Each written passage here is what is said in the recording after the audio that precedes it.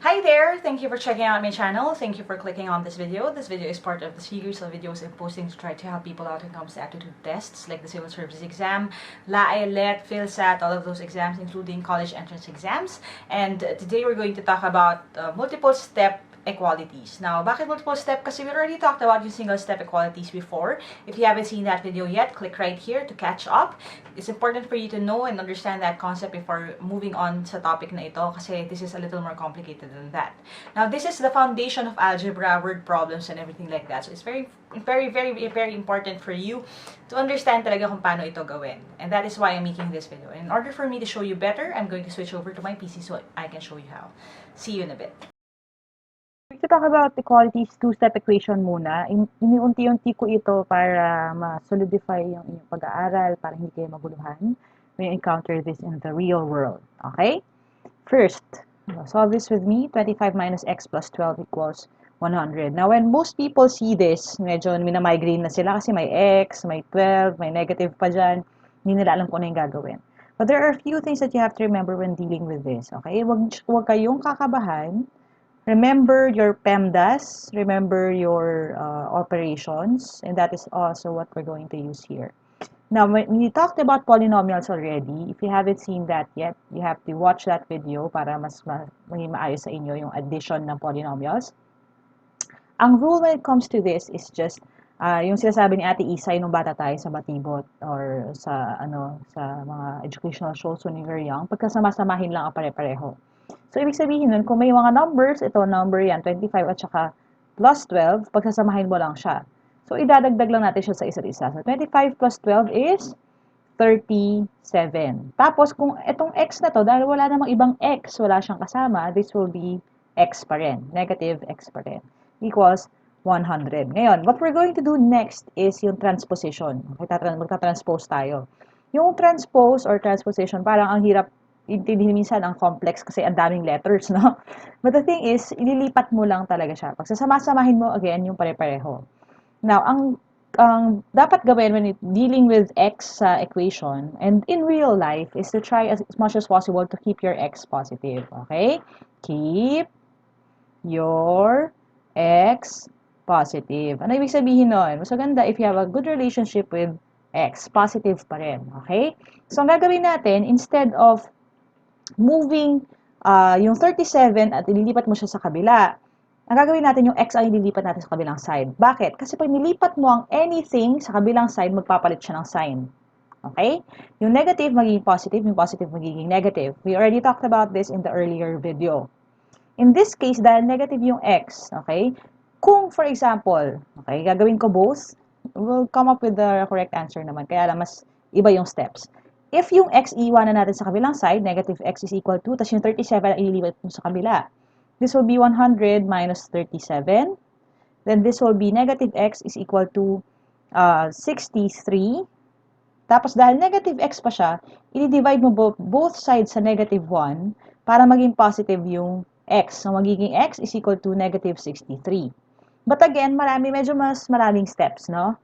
But if you do it the other way around, yung x ang ililipat natin, this will be 37 minus 100 equals x. Kasi yung x, nilipat mo sa kabila, yung 100 naman, nilipat mo sa kabila, kaya naging negative din siya. And then you will have x is equal to negative 63. It's just faster. Kasi ito, 1, 2, 3 steps. Okay, ito, this is just 1, 2. That is why I suggest na always keep your x positive. Okay, mas maganda naman talaga kung yung x's natin positive pa rin. Alright? So, I'm going to ask you to try it out for yourself. Here's a sample problem. Hit pause now. Alright, let's see how you did. Okay? So, 12 minus x minus 58 equals 30. Anong gagawin? Pagsasama-samahin natin yung pare-pareho. Ito, digit 12 or positive 12. Ito, digit minus 58 or negative 58. So, pagsasamahin natin sila, when you're adding integers, again, I already made a video on this. You can also watch that, yung regarding integers, kung dito pa lang hindi na kayo komportable, aralin nyo muna yon, okay? So, when you're adding positive number and a negative number, ang gagawin mo, isusubtract mo yung mas maliit sa mas malaki. So, 58 minus 12, that's going to give us 46. And then, kokopyahin niya yung sign ng mas malaki, which is negative. So, negative 46. Okay? Now, after that, minus x, kokopyahin lang natin, 30. Tapos, gaya nung kanina, gusto natin positive yung x ang ililipat natin sa kabila. Yung 30, ililipat din natin sa kabila, magiging negative. So, negative 46 plus negative 30 equals x. Ito, dahil pareho sila ng sign, pareho silang negative. Okay, ang gagawin lang natin is pagsasamahin natin sila. You have 76, copy yung sign na pareho sila, which is a negative. So, negative 76 is equal to x. So, the answer here is negative 76. Okay? So, again, ang gagawin mo lang dito is basically make sure that you're doing the right thing. Okay? Yung process ninyo has to be one step at a time. Kung kailangan na mag-take ng more steps, mas maganda yan. Be careful with the signs para makuha ninyo yung tamang sagot. Alright? So, after that, what we're going to do next is yung a little more complicated multiplication na. Tapos may addition pa.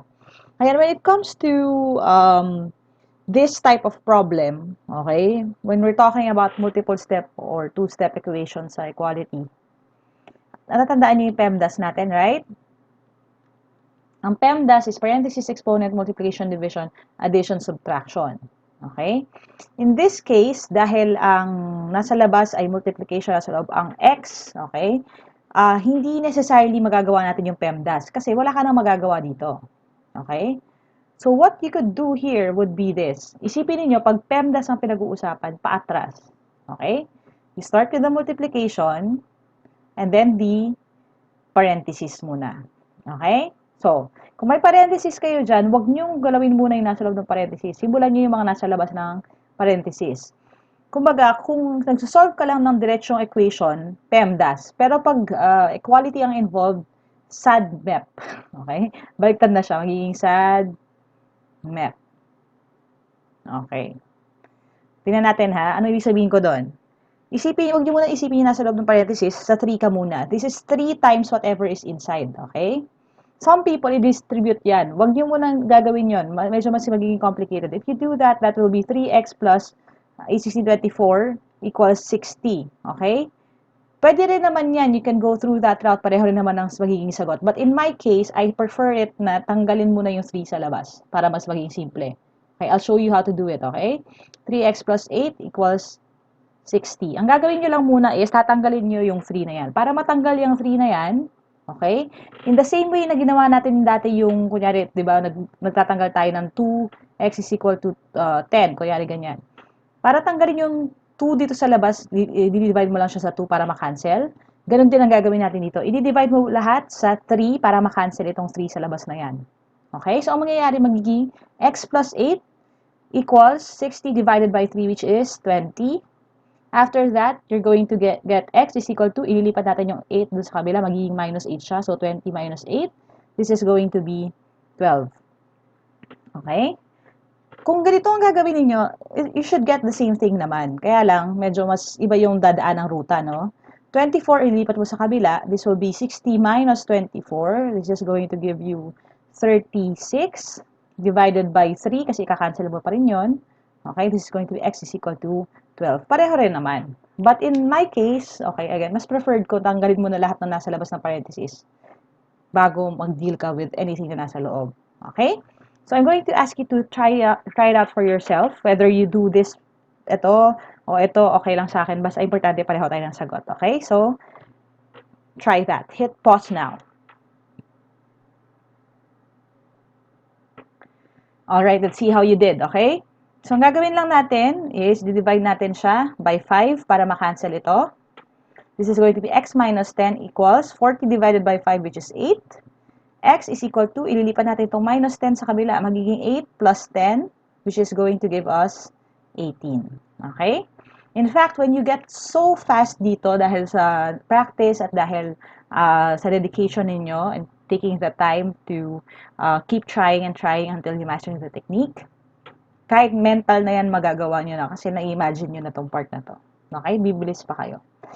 Let's try another one. Okay. Ito, division. Again, if you haven't seen yung one-step equation, mahihirapan kayo. Kasi ang gagawin nyo lang naman is to basically do the exact same thing. So, SADMEP pa rin tayo, no? SADMEP. Kabaliktaran ng PEMDAS. simula tayo sa division. Okay? Let's deal with the division first. Ito muna tatanggalin natin. Para mawala tong over, ang gagawin natin is we multiply both sides by 4. Okay? Pag minultiply mo siya sa 4, makakancel tong ilalim dito. This will become 120. Kasi kung ano yung ginawa mo dito sa side na to, gagawin mo rin sa kabilang side kasi equality nga. So this is going to be 120. This is going to be just x minus 15.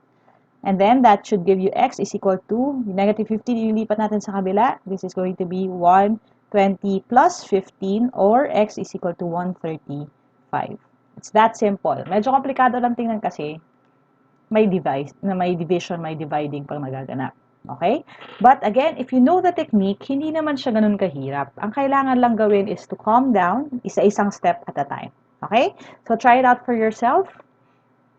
And hit pause now.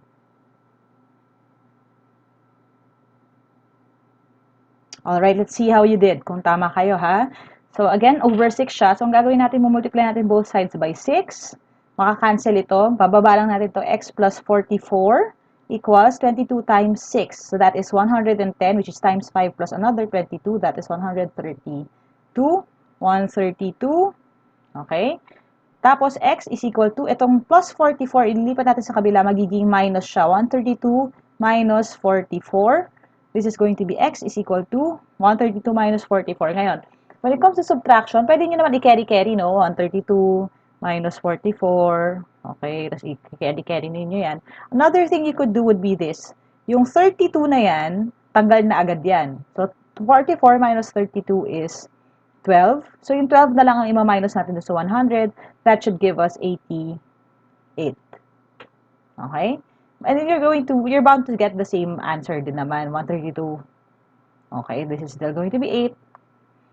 Cancel ka na yan, 12 minus 14, and 4 is 8 din. So, 88 pa rin naman yung sagot. Okay? So, whatever works for you, importante pareho tayo ng sagot sa dulo. Okay? Alright, I hope you learned something today. If you did, click thumbs up. Make sure that you share this video with your friends, lalo na kung magta-take din sila ng exam. And as always, if you want to reach out to me directly to request or ask questions or get a copy of the reviewers that I made, make sure that you send a message to www.facebook.com/teamlaika. There are also a lot of review events coming up. I'm going to be going to different places to teach. So if you want more information about that, you can go to the Facebook page as well. Okay, so subscribe to this channel, hit like nga if you want to. Also, hit the bell icon if you're watching this on YouTube para notify kayo as soon as the new video posts. God bless you guys. There are more videos coming up. Adja, kaya niyan. See you on my next video. Bye for now.